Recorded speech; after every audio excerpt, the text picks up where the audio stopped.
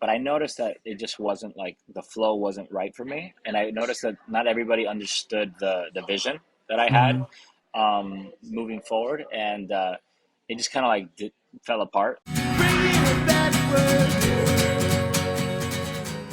What's up, Sammy? How are you? Hey, good morning. How's it going? I'm doing well. How are you?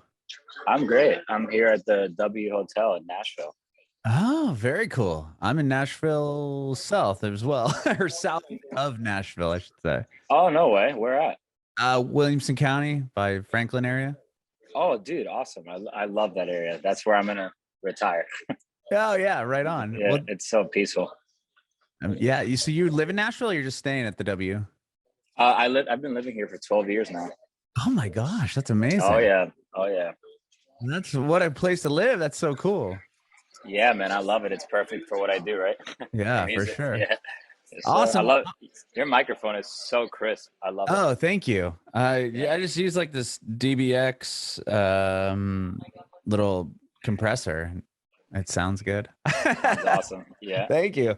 Yeah, so this podcast is about you, your journey in music, and obviously I want to talk to you all about this the NFTs that you've started Yeah, and that absolutely. whole journey because I actually interviewed somebody yesterday who also I'd never I mean I'd heard of and music NFTs. It's just through one Yeah. artist I'd interviewed who this guy Rain, who's the singer of Our Lady Peace, and what he did with his new record was you could kind of invest in the songs and owns like I guess you'd own a little bit of the licensing or publishing. So like Hmm. if the song did well, Yep. you would make money off of that because you're an investor in that song. But Yep. the person I spoke to yesterday has a different concept, and I think it's similar to what you have going on. And I'd just love to hear your side, and then I could kind of because I just learned about this literally yesterday from this this other artist. It'd be cool Yeah, to yeah. kind of vibe and see what you're doing and if it compares at all, or maybe it's something completely different. Yeah, totally. I mean, I feel like the cool thing about the blockchain is like you can literally do anything you want. I mean, Mm. it's literally your intellectual property and you can kind of, piece it to your liking, you could customize it in infinite amount of ways. So I've seen people where they fractionalize 50% of the master of their song, Uh-huh. where they'll like divide like the 50% of the master into like five tiers, each tier being a different rarity. And based on which rarity you buy, you get a certain amount of percentage back when the song gets streamed and stuff. So, I mean, and then there's ways that there's artists that are giving full IP rights to their music, Uh-huh. that they're just like saying it's yours. You know what I'm saying? Right. And I feel like that's the future. I mean, it's literally like something that I've considered doing because for years it's always been like, how do I keep full ownership? How do I keep full ownership? And now the conversation's kind of flipped on its head, and now the conversation is, how do I give all my rights away to my fans? You know what Right. I mean? Yeah. So it's like a matter of like learning how to just like master that, and make sure I stay protected and stuff. So I'm just excited for the future, man. It's crazy, man. And Yeah, it's so cool to hear. But yeah, we'll get into that for sure. But yeah. first off, were you born and raised in Nashville or you not from here? No, actually, I was born in Miami, Florida. Okay. Spanish is actually my first language. I was raised in a Cuban American household with two strong Latin women, Okay. getting what you call la chancleta every single day to make sure I'm in line. But I'm very proud of that of my upbringing and stuff and my Uh-huh. culture. So I discovered country music in high school because I taught myself how to play the guitar on YouTube, and I figured that country music was like the genre to play guitar. And Sure. so, and I also Three love chords this. and the truth. That's right. Yeah, you got it. And I figured that since I love storytelling so much and lyrics and stuff, with growing up with rap and hip hop being so storytelling, Uh-huh. I felt like the marriage of the guitar and storytelling was perfect. So I moved to Nashville in 2011 and been here ever since. Wow. Did you so real quick? So you got into country music when what age were you playing guitar and learning on YouTube?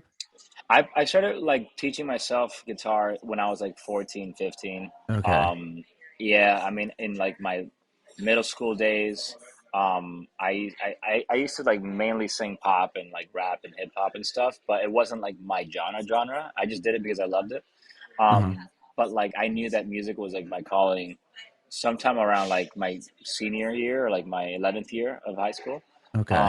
And That's when I really started like taking it seriously and also realizing that country music had a huge void for a Hispanic representation.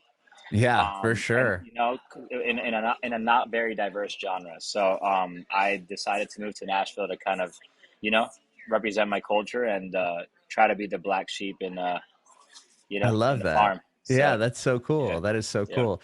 So prior to that, you said you were singing pop music and R&B. Like, was that something you were always good at or into? Like, were you in the chorus choir, stuff like that growing up? Yeah, so I was, funny story. I was in the choir, but since I wasn't a choir singer that kind of liked to fit in. I just kind of sang. You know, I Hmm. let my vocal cords do its thing, and the teacher didn't really like that. She was all about like blending, Uh-huh. and I just kind of did my own thing, and she kind of grew frustrated, and she ended up kicking me out of choir. Oh, And wow. yeah, and I wasn't even doing anything different. I was just literally being myself, and she's like, "You need to learn how to blend in," and I'm like, "Okay." I just didn't. I wasn't. I don't know. I just had my thoughts on that, and she didn't like it very much, and I got kicked out of choir. And then That's I ended funny. up picking up guitar class and became very close with the guitar teacher, and he taught me how to play the Spanish guitar really nicely. Oh, Um, cool. yeah, yeah. So I learned how to finger pick and stuff, which is like something that a lot of people don't really like pick up It's so easily. cool. Yeah, that's something I wish I would have learned. Like when I can play, three power chords in the truth. That's all But you need.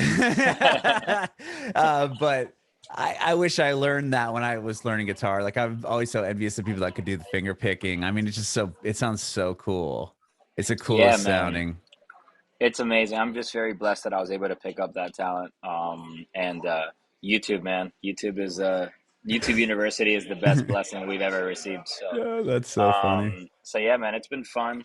Um, yeah, I mean, I live here in Nashville still, pursuing music and country. I still kind of do country music, but ever since like discovering blockchain and like Web3, like there's really no genre. You know what I mean? It's just Uh-huh. kind of like whatever resonates with your fans. That's the kind of music I like to make, whatever the fans want. So Hmm. Well, I'm curious. So what do you start writing songs in 10th, 11th grade or 12th grade? Like when did you said like around that time is when you knew that music was your calling? At what yeah, point was it all original stuff that you were doing? Was there a moment that or somebody tell you like, hell, dude, like you're so good at songwriting, you need to pursue yeah. this as a career? You know, it's funny because like when you say like what year did you start writing songs, I guess that's all like uh, if I thought they were songs.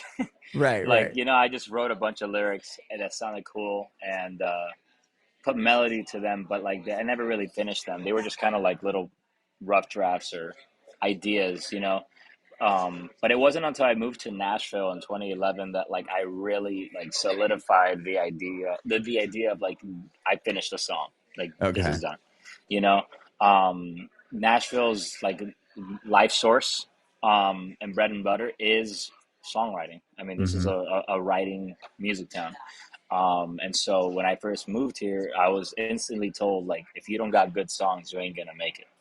Right. And so I had to become a yes man and write with every single person that that I met on the street or at an event, and just like collaborate until I had a huge portfolio, so that whenever I had these awesome meetings with publishers and labels, that I had something to show. And Hmm. I also wanted to have options because you know if you have three songs and that's it, and they all suck, well, Right. you're kind of stuck. So So much for that. Right, right, yeah, right. exactly. So I mean, I just kind of went through the whole like 5 year town kind of thing, bombarded my schedule with co-writing sessions with other writers and stuff. Some that I knew and some that I didn't, and just kind of built my portfolio that way until it kind of shaped me at to being the songwriter that I am today. So Hmm. And with that, were you trying to get publishing deals, or did you ever land that type of like success in that sense? Because I know you're obviously very, very successful on your own as an independent artist, and I'm curious, like how you were able to kind of build that fan base and that, you know. yeah, I didn't necessarily write for that. You know. for that reason, like to get a publishing deal. It just kind of like fell upon my lap, which is a huge blessing. Mm-hmm. In 2015, I had the opportunity to write for a Spanish speaking writing camp in Beverly Hills, California. And it was at the Gibson headquarters at the time. And Wow. I was just put with a bunch of random songwriters, and we all wrote for like one specific artist. And at the end of the camp, the heads of the organizers pretty much like did like a listening party, and they chose their favorites, and those songs were the ones that were like sent to the talent, right? Mm-hmm. um, in the process, there was a few managers there that represented some major pop acts, and one of them being a friend of mine, Charles Chavez. He ran an independent company at the time, and it was kind of like an all-in-house label publishing management company. And he focused on Latin speaking, like Spanish speaking artists with like diversity, I guess, with different genres and stuff. As long Mm-hmm. as they were Hispanic, he was kind of like, going after them. And he came up to me and said, "Hey, man, I love what you do, and I think we should work together. Let's give it a shot." So at the time, I didn't really have anything going on. I was just kind of writing. So I said, "You know what? This sounds fun. Let's try it." And so I ended up like signing with him and his company. I ended up doing a joint venture with him and Sony ATV out of New York City. It was my first major publishing deal. It was also in conjunction with a major label deal out of Nashville as well, with Sony Nashville, the record Mm-hmm. label side of things. Mm-hmm. And so it all just kind of like fell upon, you know, fell into my world in 2015 all at once, and did a whole project. I wrote with a bunch of awesome published writers and stuff. But I noticed that it just wasn't like the flow wasn't right for me, and I noticed that not everybody understood the vision that I had Mm-hmm. moving forward, and it just kind of like fell apart a little bit, Sure. like early on. And so, looking back now, like a lot of people might be like, "Oh, that sucks. You lost your deal. It sucks. You lost this and that." But at the end of the day, like people don't realize that in the music industry, sometimes that's a blessing because Right. when they let you go, that's like a massive blessing because a lot of artists have the story of like being stuck to their deals and not being able to get out. I was actually in a very luxurious situation where it didn't work out and they let me go. So Right. And now so you have the freedom and to now do whatever you I want. exactly, I was given freedom. I was able to retain my ownership of my music, and ironically, it wasn't until I was let go by the majors that my music actually started getting some traction. Oh, So interesting. yeah. That is really interesting. Okay. And when did you start seeing that traction? And you said that was when you were an independent artist. And where did you see that Yeah, traction, I guess? it started like in 2017, around January, February of 2017. I started like putting out like just random songs. Like I didn't even like gauge what genre it was, who I wrote it with, who produced it, all that stuff. I didn't think about any of that. I just said, look, I love the song. This is who I am right now. I'm just gonna drop it. No marketing, no nothing. I'm just gonna post social media stuff about it and just go with the flow. Mm-hmm. And ever since I started doing that, man, I kind of kept it as organic as possible. That's when people really started resonating. When there's no like glitter and no polish. It was just Right, like right. straight from the heart. And I started just cranking them out every month or every 2 months. I just started dropping records on Spotify and Apple Music. And I don't know if you're familiar with the hip hop artist Russ, but he is a fully independent hip hop artist as well, and that's kind of the same process that he does. Is that he just cranks out records every week actually, or every other week. Oh, And wow. yeah, he's a machine. And so I wasn't able to do that as fast as him because it takes a lot of resources to produce that many records and videos and stuff like that. But I also didn't want to rush creativity. Uh-huh. So I just like every 2 3 weeks I drop a new record on like Spotify, Apple Music, and then when the platform TikTok came out and Reels, that's when things really started taking off for me. I would say they're the biggest blessing for any independent creator out there, to be honest. Mm-hmm. Did you have like one of the songs go viral on TikTok or Reels, or just it was just like a slow build? it was kind of a slow build, but I'll explain. So in Okay. April of 2020, I started on the app with some very humiliating dance videos, thinking that the app was strictly for dancers. Right. So I did what I had to do, and I did it for about 6 to 7 months of just a ton of videos that would only get about 600 views, 500 views, 400 views, which is still pretty decent. I didn't let that Right. kind of dishearten me, but it wasn't until December, I would say like 7, 8 months in, that I was talking to my friend Ashley Cook, who's pretty successful on the app herself. She taught me a little trick on how to import your audio. Like if like let's say you have like a demo of a song or like a recording of a song that's Mm-hmm. not in the database of TikTok. She taught me how to import it, like do a screen recording so that I could use that audio over one of my Oh, videos. got you. Okay. Yeah, yeah. So I was able to like import it that way, and I did a demo of one of my old songs that wasn't out yet. It was just like a rough demo sitting in my Dropbox of a song that I always loved, and I always had a feeling it was gonna do well. I was like, you know what? I'm gonna tease this on TikTok. It's almost Christmas time. Like, who knows? I might get the TikTok gods might reward me. Right. Right. And posted the phone up on my kitchen counter. I lip synced to my own demo, put the lyrics, and I hit the link in my bio to pre-save the song, da da da da, and overnight it got 1.7 million views. Yeah, on TikTok, Oh it was my yeah, gosh. insanity. And so I started replying to every single comment, following all my fans back, and that's true. That's really it, man. It's like interaction and just acknowledging your fans. That's really all they want. You know what I mean? And Right. so and so I spent hours and hours and hours just on my phone I was replying gonna to say every that's like a single full comment. time job in itself, Yeah, man. which It is was yeah, obviously like you said, a blessing. Like, oh my gosh, these yeah. people are following me and they're commenting. Like, I'm gonna respond to everything. Like, that's Yeah, it so was very rad. yeah, it was wild, man. And it was just all of a sudden from one day to the other, it just became like my calling, like my new app, like my new fan base. So then I just started posting videos every day. I made it a daily routine to make sure I post once or twice a day. And fast forward till today, we have I think we're like 16K away from 400,000 followers on TikTok. That's Pretty, huge. yeah, man, it's a blessing. And along the way, I've been able to meet a lot of other insanely talented creators, Hmm. and been part of some really awesome creator programs that have allowed me to network with other, you know, TikTok influencers with millions of followers, and got a bunch of information from them on how to grow my fan base and my platform. So um, I'm kind of applying the same tricks to Reels on Instagram as well, which Hmm. seem to be doing better for me than TikTok lately. Is that right? And yeah, man, Reels is pushing their platform pretty hard.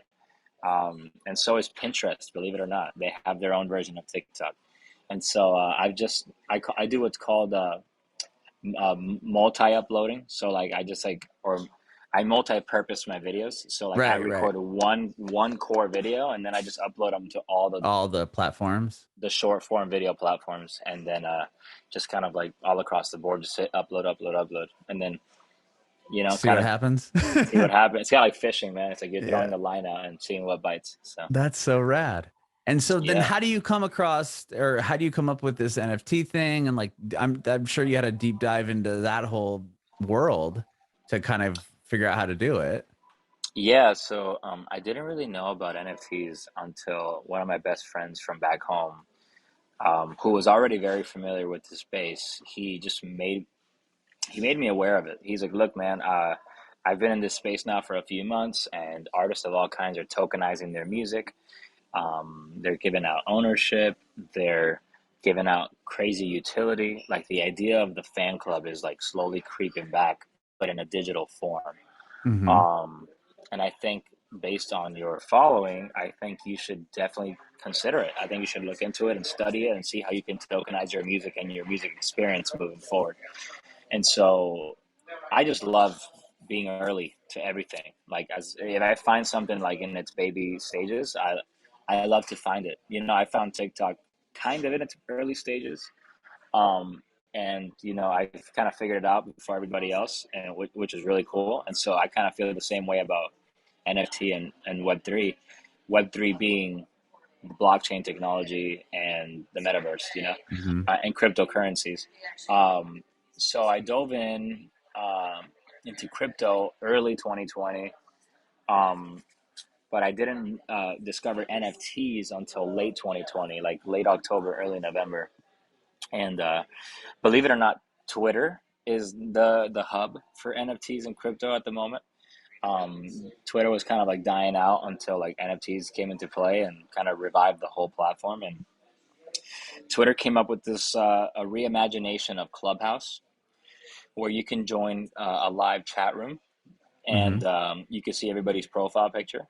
And so the culture has become where if you're part of like an NFT community, you change your profile picture to the NFT. NFT, right? Yeah, and so I learned that really quick. And so what I did, or like kicking off my Web3 journey, was investing into different art communities and different what you call PFP communities, profile picture communities.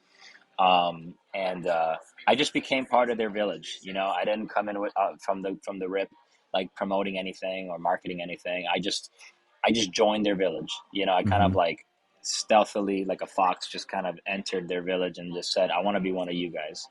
And so I learned a lot through them, and I kind of baby stepped thanks to them, they baby stepped me into the Web3 space. And then after 3 or 4 months of them like letting me sing on these Twitter spaces and these chat rooms, I was able to organically grow my fan base um, through these maxis that use crypto on a daily basis, buy NFTs on a daily basis. So then when it came time to actually do a project, it was a little bit easier to market it because they had already known of me and kind of interacted with me prior. Hmm.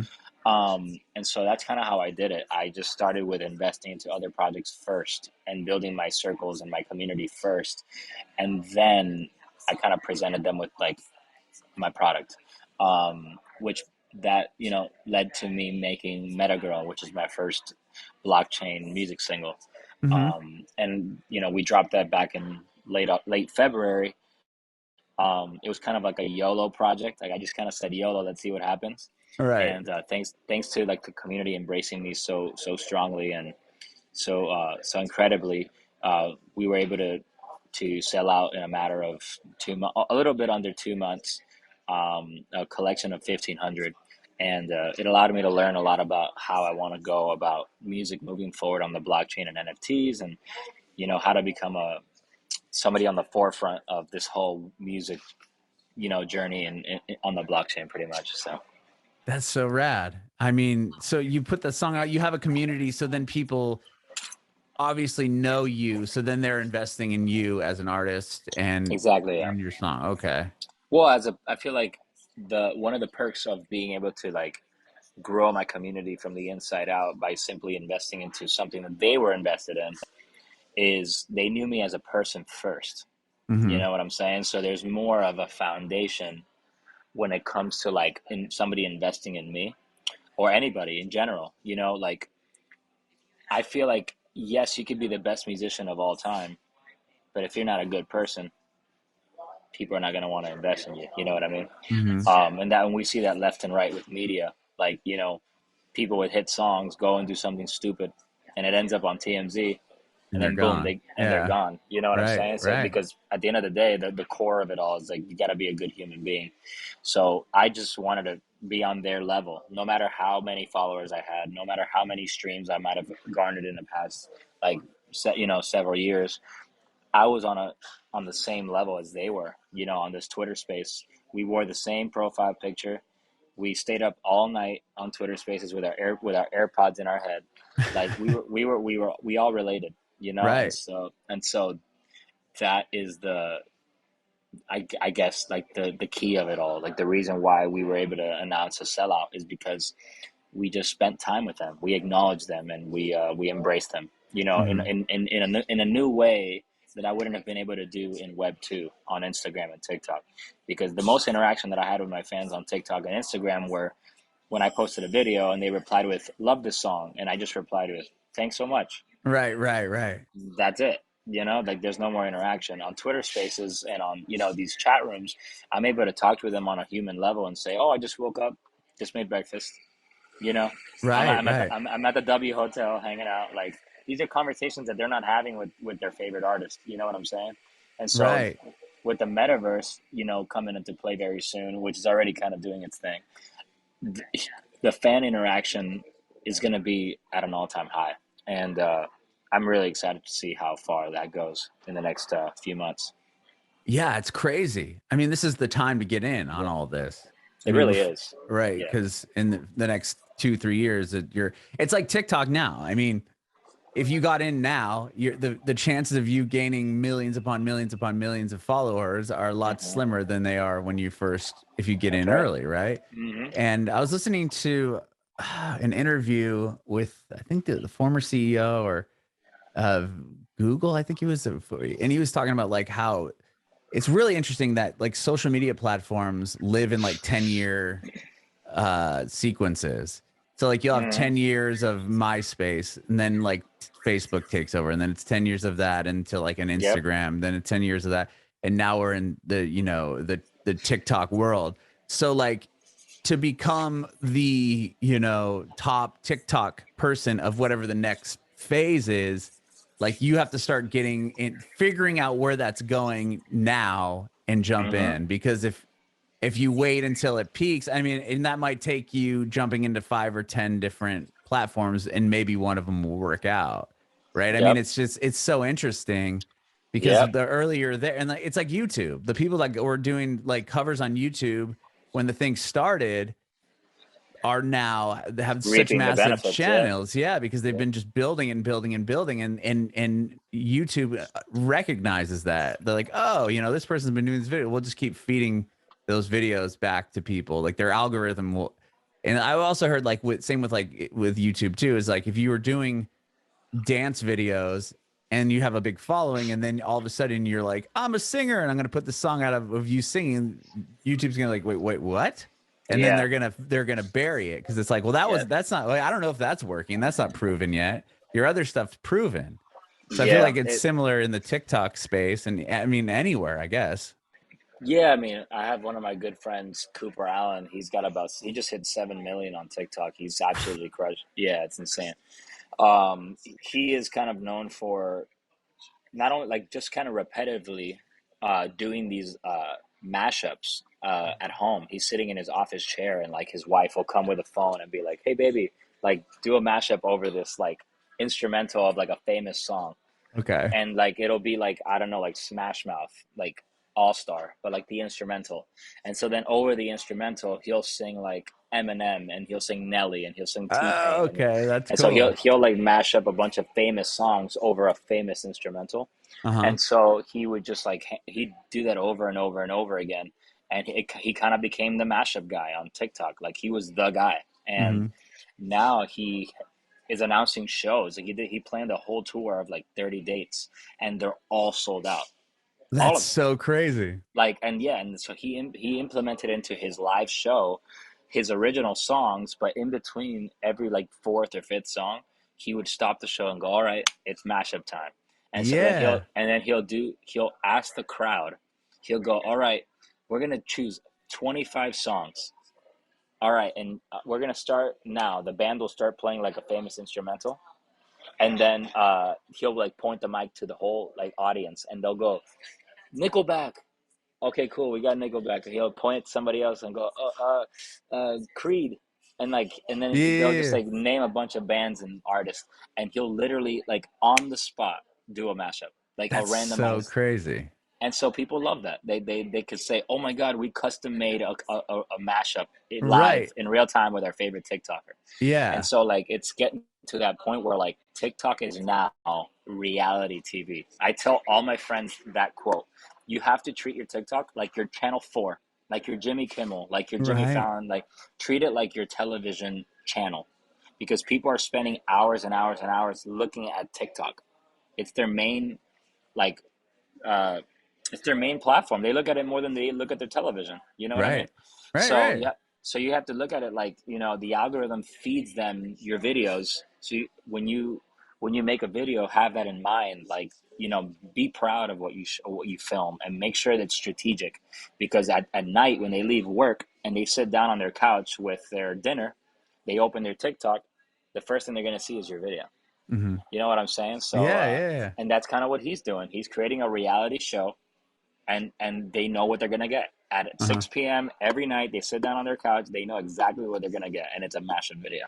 And so Right. that's why, he did so well, because like what you said, the algorithm, it's like favors those that kind of hammer the same Content. Right. Yeah, the yeah, yeah. same Because they content. know Yeah, that they know that they can yeah, serve that video to this market and then people are reacting to it. So yes. well, they're going to stay there. And that's keeping people on the app. Like, okay, It's yeah, yeah. And so TikTok's like, we're benefiting because people are staying on the app watching all these guys' videos.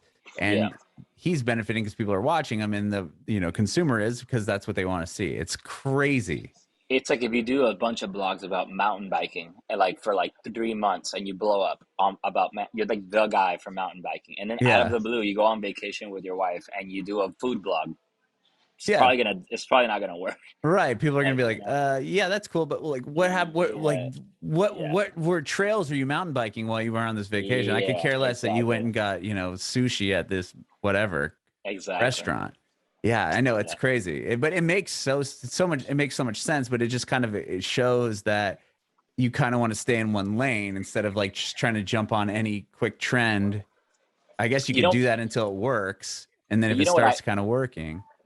have seen some crazy friends of mine that like they just have so much time on their hands, but like they'll literally chase like 5 to 10 different, like, I guess, trends or Uh-huh. ideas.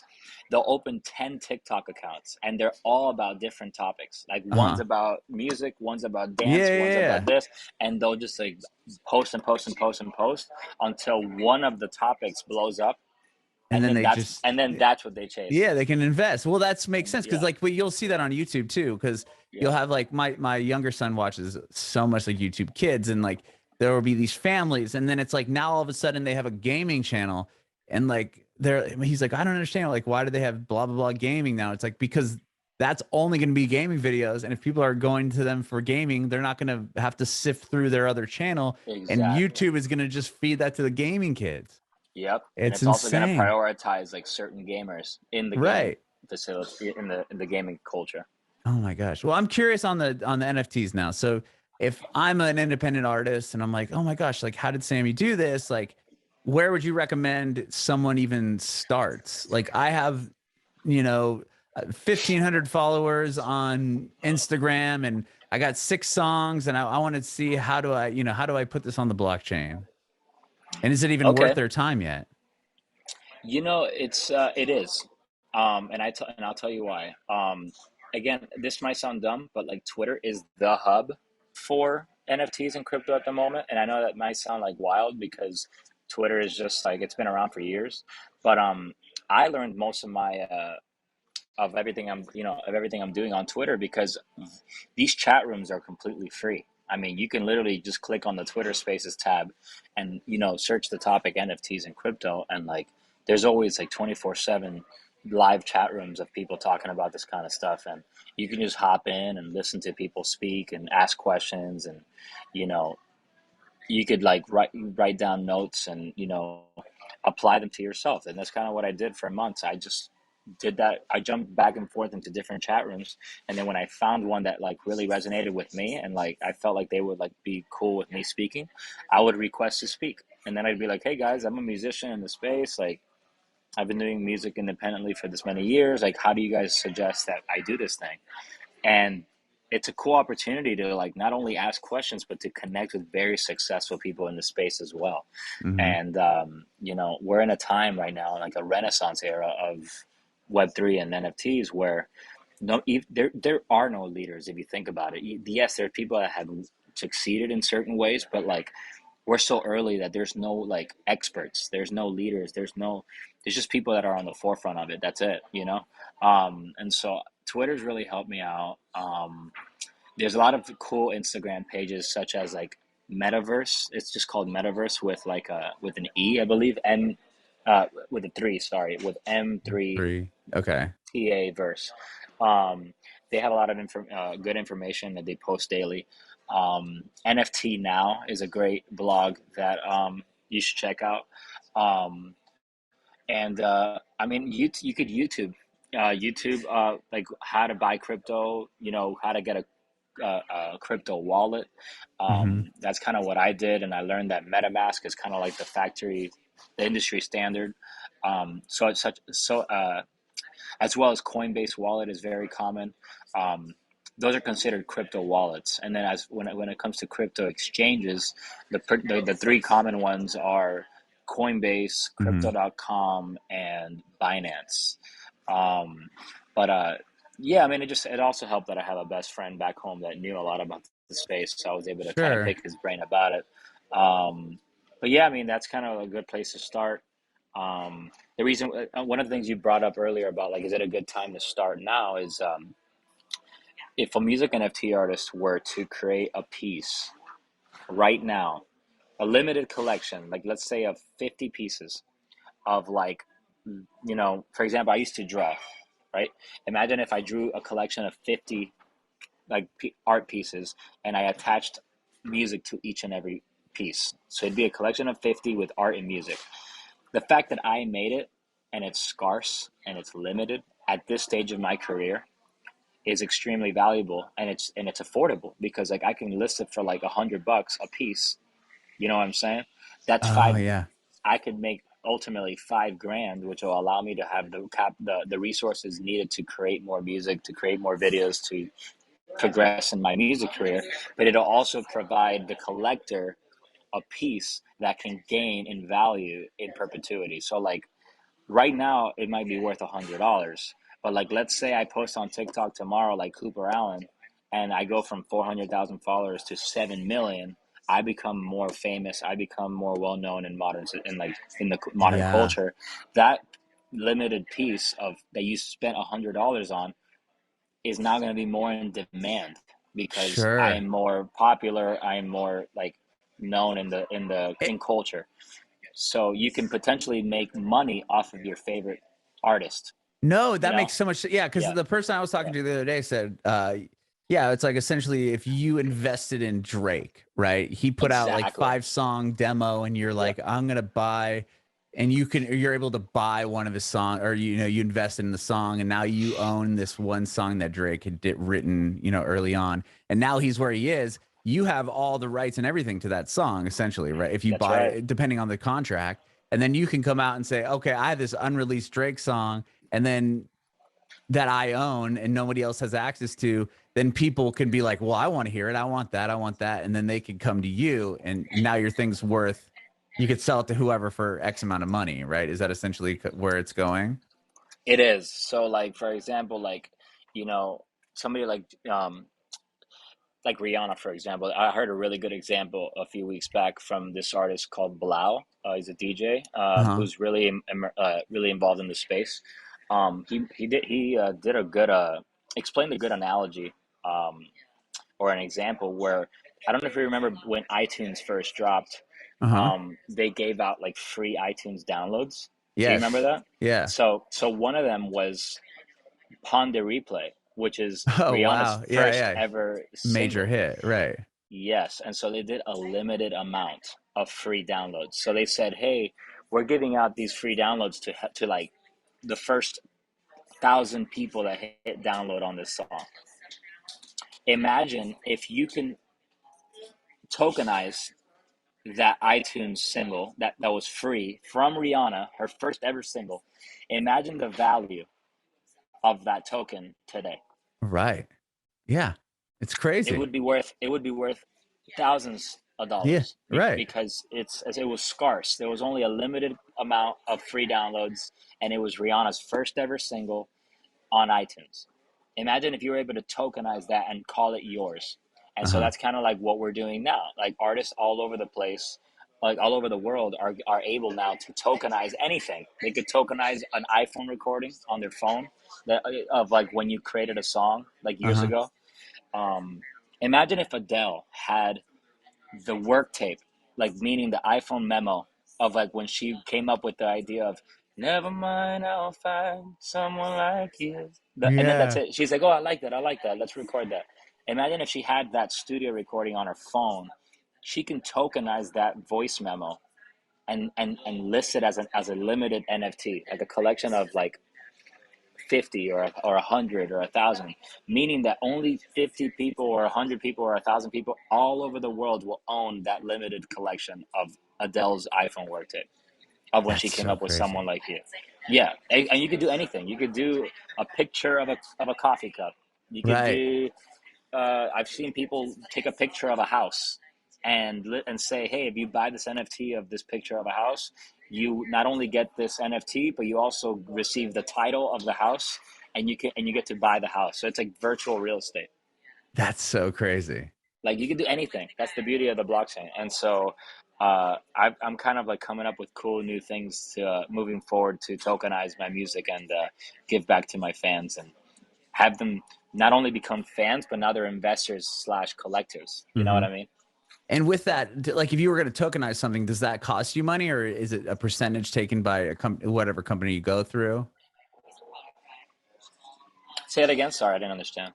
Like it's you just said like okay, you have a song. If Adele would have tokenized, Someone Like You, a voice memo. When Yeah. she does that, does it cost you money? Do you have to pay in to put your song up, like to tokenize it?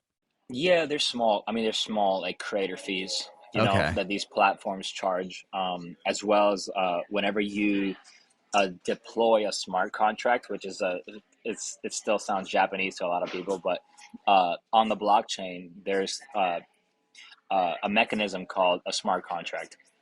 Um, and so whenever you deploy it, there's just a small blockchain fee for to making it go live. That's got pretty it. much it. But once it's live, then That's it. it's available to everybody out there. Yeah.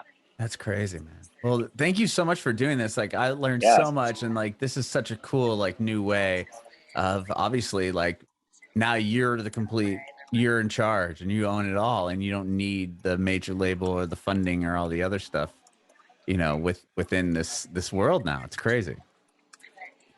Yeah. It's wild, man. There's so much to learn. Um, and it's again, Twitter's your best friend. I mean, hop on there and hop in these chat rooms, and don't be afraid to ask questions. And yeah, it's incredible. You might find me in there as well. Come say hello. I love it. I love it. One more quick Yeah, question. You kind of just answered it there, but hey, do you have any advice for aspiring artists? absolutely. Just do everything and anything. Don't be afraid to try new things. Use all these platforms that are given to you, because I look at all these platforms like a free lottery. Like you don't even have to go to a gas station and pay anything. You can just like get creative, post a video, and like you're literally one video away from like creating a career. Um, that's kind of what I did. I see Reels and TikTok and all these short form video platforms as a free lottery. And so I'm posting like 2 to 3 times a day, just kind of rolling the dice, and I've seen incredible growth from them. So if that's something that you want, that as a creator, you're wanting to do, just post like crazy and don't get disheartened by the views. Just keep posting and posting and posting and be persistent, and it'll pay off.